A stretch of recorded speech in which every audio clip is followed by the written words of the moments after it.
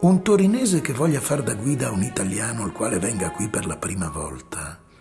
dovrebbe, prima di lasciarlo entrare in Torino, condurlo diritto a Superga, perché da Superga,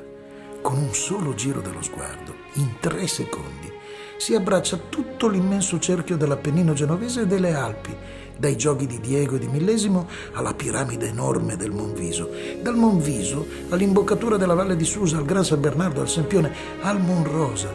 alle ultime montagne che fuggono verso levante di là dal Lago Maggiore. Sotto, tutti i colli di Torino, popolati di ville e di giardini.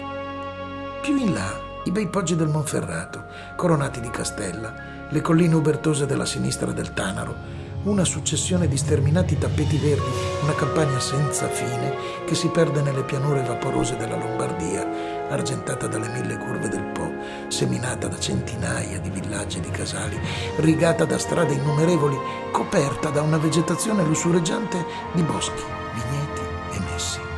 Così fresca e così italiana di forme e di colori, così grande e terribile di antiche e di nuove memorie, così maestosamente serena.